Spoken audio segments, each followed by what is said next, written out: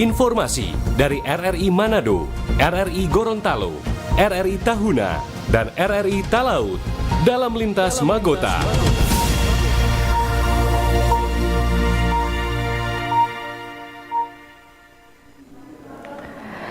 Pukul 17 waktu Indonesia Tengah, Radio Republik Indonesia dengan berita Magota, Manado, Gorontalo, Tahuna, Talaut.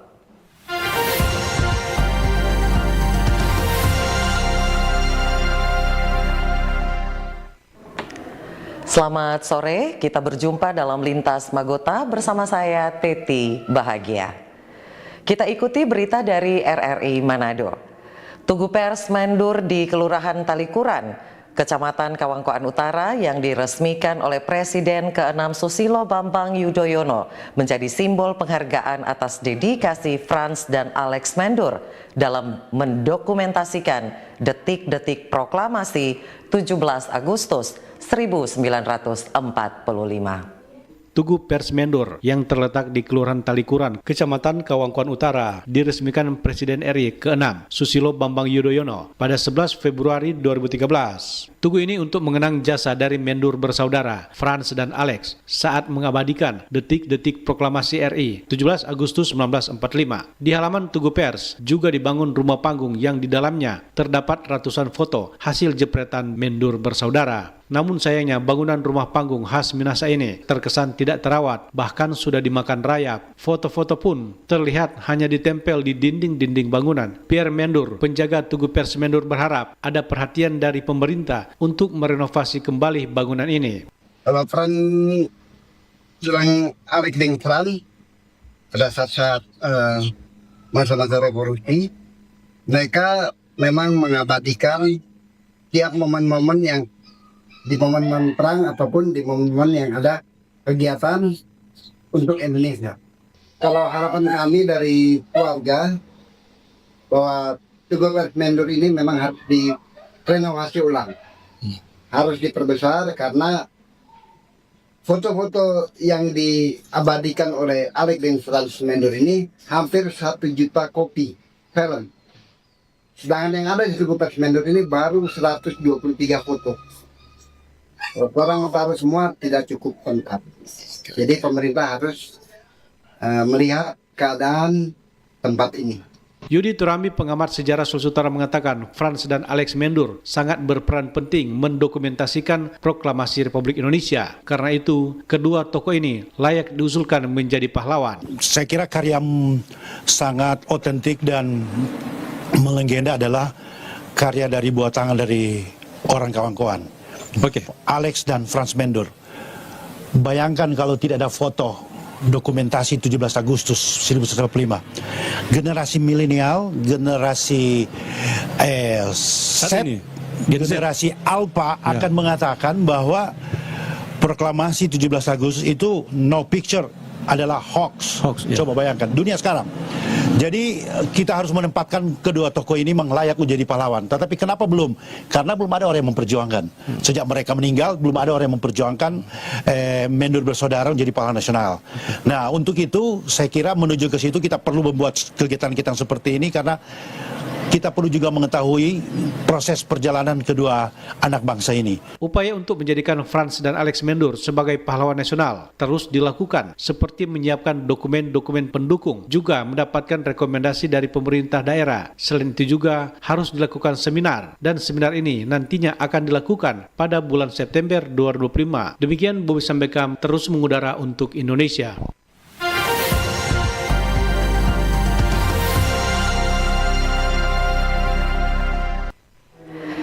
Kita ikuti berita dari RRI Gorontalo.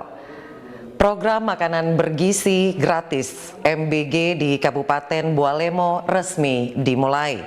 Untuk tahap awal ini sebanyak 3.000 siswa menjadi sasaran program MBG di berbagai jenjang pendidikan. Pemerintah Kabupaten Bualemo secara resmi memulai pelaksanaan program makan bergizi gratis MBG bagi siswa di berbagai jenjang pendidikan. Program yang merupakan inisiatif pemerintah pusat ini mendapat dukungan penuh dari pemerintah daerah serta jajaran TNI yang turut melakukan pemantauan langsung terhadap proses distribusi makanan di lapangan. Wakil Bupati Bualemo Lahmudin Hambali saat dikonfirmasi RRI di sela-sela peninjauan pelaksanaan MBG di SMA Negeri 1 Tilamuta pagi tadi menyampaikan, program ini bukan hanya soal pemenuhan kebutuhan gizi siswa, melainkan juga merupakan langkah strategis pemerintah dalam meningkatkan kualitas pendidikan dan membangun generasi yang sehat dan cerdas. Untuk tahap awal, pelaksanaan program MBG di Kabupaten Bualemo difokuskan pada beberapa satuan pendidikan yang berada di pusat ibu kota Kabupaten Bualemo, yaitu Tilamuta. Saat ini distribusi makanan dilakukan melalui 2 satuan pelayanan pemenuhan gizi SPPG dengan total sekitar 3.000 porsi makanan yang disalurkan setiap hari. Pelaksanaan makanan bergizi gratis di Kabupaten Bualemo kemarin dengan menggunakan 2 dapur yang disiapkan oleh yang bekerja sama dengan yayasan, dan alhamdulillah telah distribusikan di beberapa sekolah dari MI, TK, kemudian SD, kemudian Madrasah Sanawiyah, Madrasah SMP, SMA, SMK yang berada di wilayah dapur masing-masing. Hanya berjalan baik, kemarin monitoring bersama dengan Superkopim dan bagian tim, lalu juga dengan pimpinan PD. Semua kegiatan bisa pastikan berjalan dengan baik, aman, dan kita sampai kepada tujuannya, yaitu makanan gratis ini bisa dinikmati oleh para siswa dan kita menjadikan siswa menjadi siswa yang dapat berkualitas di masyarakat. Wabub Lahmudin Hambali juga mengungkapkan para siswa menyambut program ini dengan penuh antusias. Bahkan saat kunjungan dilakukan, banyak siswa yang secara langsung menyampaikan rasa terima kasih kepada Presiden Republik Indonesia Prabowo Subianto atas hadirnya program MBG ini. Ia juga berharap Kabupaten Bualemo bisa turut berkontribusi dalam pencapaian target nasional pemberian makanan bergizi gratis bagi 20 juta siswa. Dengan dukungan maksimal dari berbagai pihak, program ini diyakini akan menjadi lompatan besar dalam meningkatkan mutu pendidikan dan kesehatan anak khususnya di Kabupaten Bualemo. Dari Gorontalo, Rusdianeta Pro 1 RRI terus mengudara untuk Indonesia.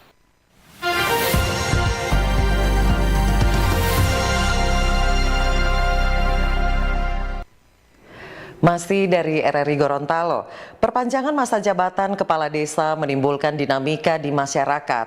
Tetapi bagi kepala desa menjadi kesempatan untuk menyelesaikan program kerja yang tertuang dalam RPJM DAS. Undang-Undang Nomor 3 Tahun 2024 menetapkan bahwa masa jabatan kepala desa diperpanjang dari 6 tahun menjadi 8 tahun dengan maksimal 2 periode. Menurut Nasir Sulaiman, Kepala Desa Tenggela, perpanjangan masa jabatan memberi ruang yang lebih luas untuk perencanaan jangka menengah dan panjang dalam pembangunan desa. Pihaknya akan memiliki waktu yang lebih cukup untuk menyusun program strategis, menyempurnakan pelayanan publik, dan mengawal implementasi kebijakan yang berdampak langsung bagi masyarakat. Dari awal kami sudah memang masukan kami maupun permohonan kami kepada pemerintah pusat bahwa kalau kepala desa itu diberikan walaupun dalam satu periode itu, usulan kami itu 9 tahun pada waktu itu. Gunanya agar supaya kami dari kepala-kepala desa itu ada waktu untuk menyelesaikan program-program yang kami sudah rencanakan di RPJM. Kalau dalam 6 tahun itu kami masih banyak program yang sering kami tinggalkan belum terselesaikan. Syukur alhamdulillah untuk 8 tahun itu masih bagus juga, karena cuma bedanya 1 tahun Pak. 8 tahun kami pergunakan untuk menyelesaikan program-program yang kami sudah rencanakan di RPJM. Karena 8 tahun itu juga cukup waktunya untuk membangun desa kami yang tercinta Pak.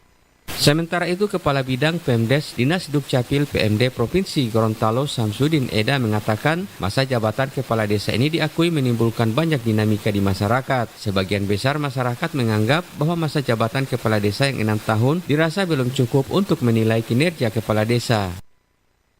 jabatan kepala desa selama 5 tahun itu 6 tahun rasanya tidak cukup bagi masyarakat untuk menilai kinerja kepala desa. Dan impactnya dari jabatan tersebut yang hanya 6 tahun, kepala desa itu mungkin bisa bekerja hanya sekitar efektifnya 3 atau sampai 4 tahun. Bahwa kepala desa itu hanya efektif bisa bekerja maksimal 3 tahun. Karena tahun pertama itu masa transisi, penyusunan RPJMD desa. Seterusnya kemudian di tahun terakhir persiapan pemilihan kepala desa periode berikutnya.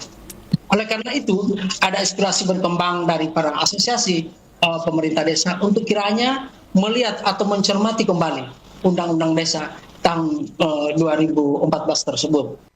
Samsudin Eda mengharapkan dengan adanya perubahan ini, kepala desa dapat bekerja lebih optimal dan berkelanjutan dalam memajukan desanya. Perpanjangan masa jabatan juga menjadi peluang bagi pemerintah desa untuk lebih fokus dalam membangun kepercayaan dan kesejahteraan masyarakat. Dari Gorontalo, Budi Akantu, RRI terus mengudara untuk Indonesia.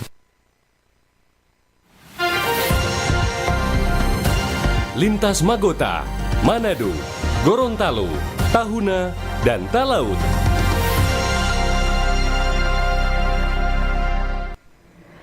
Selanjutnya kita menuju ke RRI Tahuna. Pemerintah daerah melalui Dinas Sosial Sangihe telah memberikan bantuan pada komunitas adat terpencil berupa pembuatan perumahan rumah layak huni dan bantuan jaminan hidup. Masyarakat adat terpencil merupakan masyarakat adat yang hidup di daerah terpencil, terisolasi, dan memiliki keterbatasan akses terhadap berbagai layanan sosial dan ekonomi. Selain itu, masyarakat tersebut seringkali hidup pada kondisi tertinggal dalam hal transportasi, kesehatan, dan pendidikan. Sekretaris Dinas Sosial Daerah Kabupaten Kepulauan Sangihe, Maya Masoa, kepada RRI mengatakan, pemerintah daerah melalui Dinas Sosial juga telah memberikan bantuan untuk daerah terpencil di Sangihe melalui pemberdayaan masyarakat, baik itu pembuatan perumahan atau pembuatan rumah layak huni dan bantuan jaminan hidup. Komunitas adat terpencil untuk Kabupaten Sangihe sudah sejak lama memperoleh bantuan berupa pemberdayaan masyarakat. Jadi baik itu pembantuan untuk perumahan, pembuatan rumah layak huni, kemudian bantuan untuk peningkatan kesejahteraan hidup mereka atau bantuan jaminan hidup, kemudian bantuan jaminan hidup keberlanjutan. Jadi selain mereka mendapat bangunan rumah, bantuan juga diberikan untuk mengisi atau isi hunian. Kemudian juga ada jaminan untuk berlanjutan hidup selama 3 tahun. Ia menjelaskan, Kabupaten Kepulauan Sangihe sudah ada beberapa kampung yang mendapat program pemberdayaan KET, antara lain Kampung Lamenggu di Kecamatan Tabukan Selatan melalui bantuan sembako atau jaminan hidup, serta bantuan isi hunian berupa kursi, meja, lemari, dan peralatan dapur. Jumel Johanis melaporkan.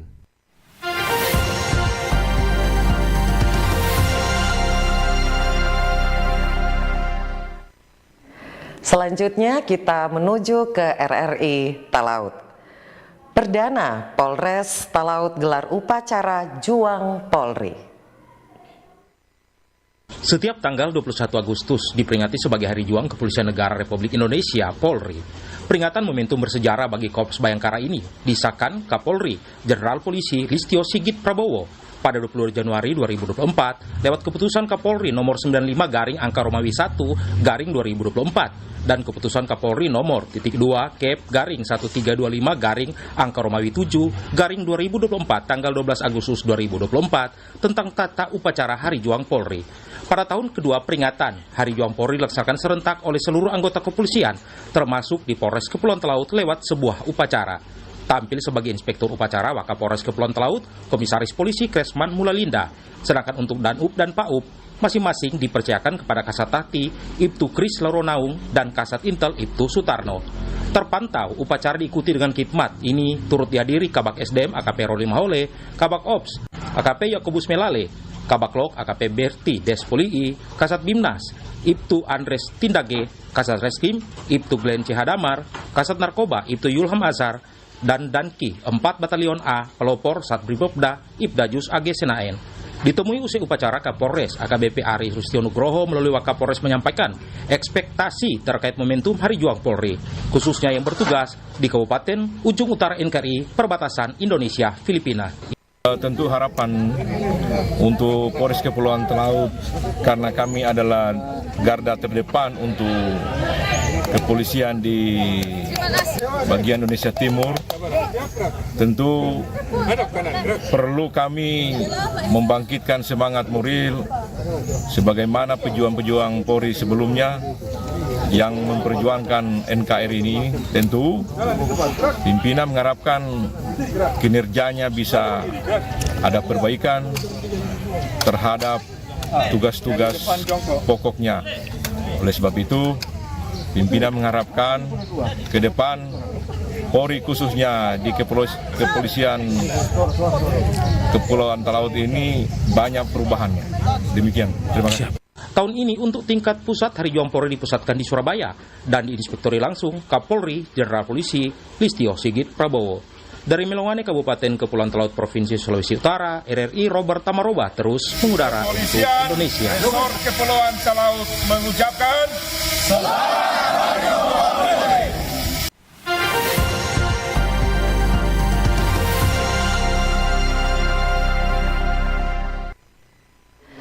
Pelepas liaran sejumlah burung sampiri dan ketam kenari jadi komitmen Pemkab Talaut untuk melestarikan satwa endemik dan pengembangan potensi pariwisata daerah.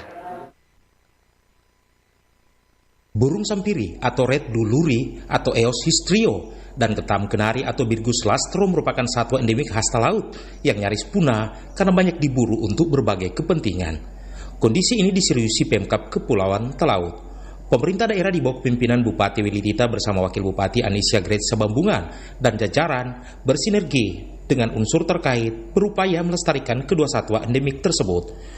Belum lama ini Bupati Willy Tita dinampingi berbagai elemen melepas sejumlah sampire dan ketam kenari berlokasi di objek wisata Tanjung Tinuang, Tangga Seribu dan Goa Batu Kapal yang terletak di antara Desa Kiamah dan Tule. Ketam kenari dan burung sampiri merupakan jenis hewan endemik yang ada dan sangat berpotensi dikembangbiakan. Dalam sambutannya, Bupati Willy Tita menekankan bahwa pelepasan ini bukan sekedar seremonial, melainkan langkah awal untuk pengembangbiakan dan pelestarian satwa endemik.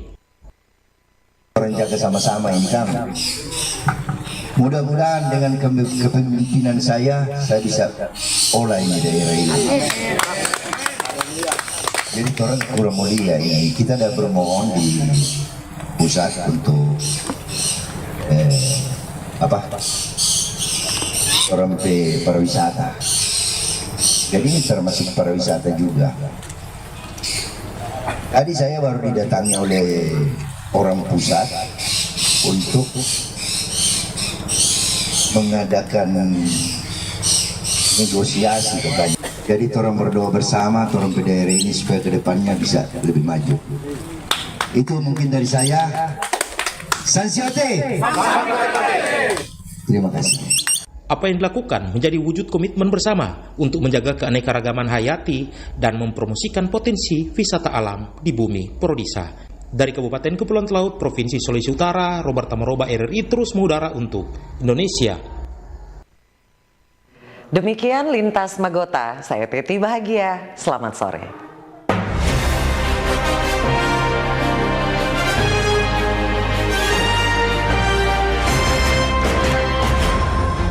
Demikian informasi dari RRI Manado, RRI Gorontalo, RRI Tahuna, dan RRI Talaut dalam Lintas Magota.